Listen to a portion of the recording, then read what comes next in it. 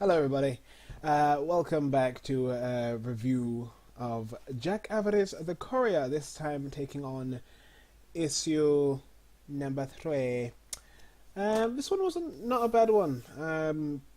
So, in the last issue, Jack was trying to get to the room of this guy.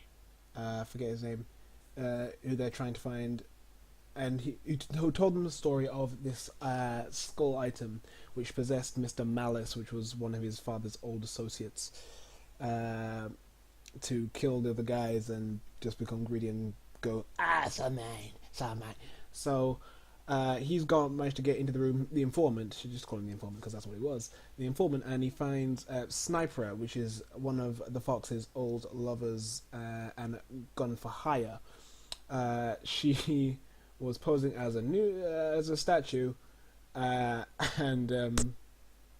she's just basically flirting with him, and then all these female assassins just drop from the ceiling and surround him.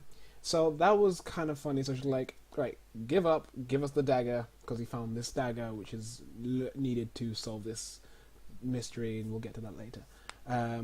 Gets to that, he goes, "There's no way you can escape. I'm top spies that could not escape from this situation." And the way he gets out of this situation, he trips and falls out a window. And they're like, did that just happen?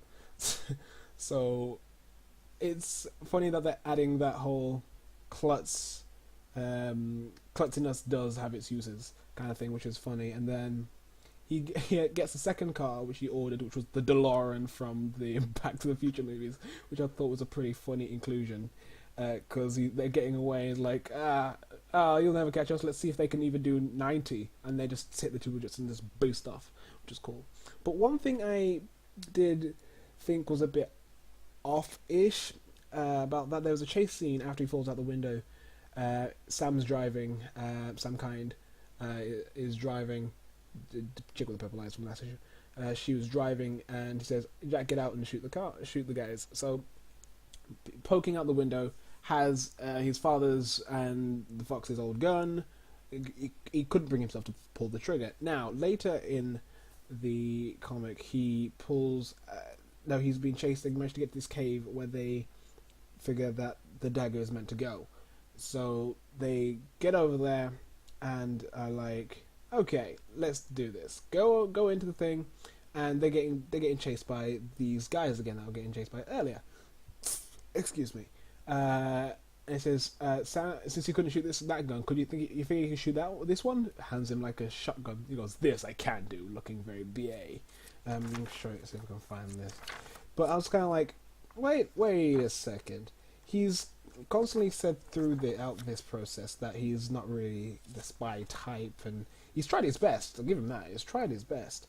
But then just to suddenly just go, boop.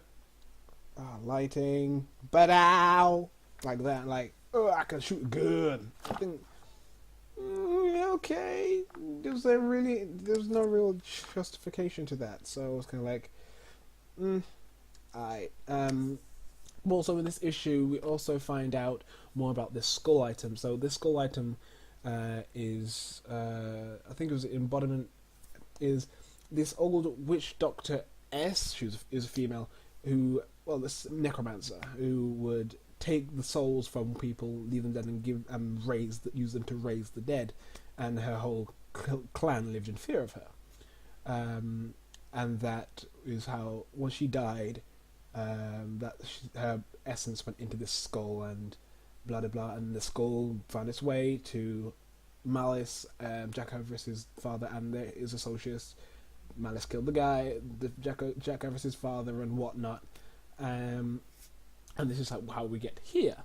So I thought that was kind of interesting. At the end of this issue, we see Malice Industries, and we see these hordes and hordes of troops and vehicles, and realize, wait, those are the guys that have been chasing Jack.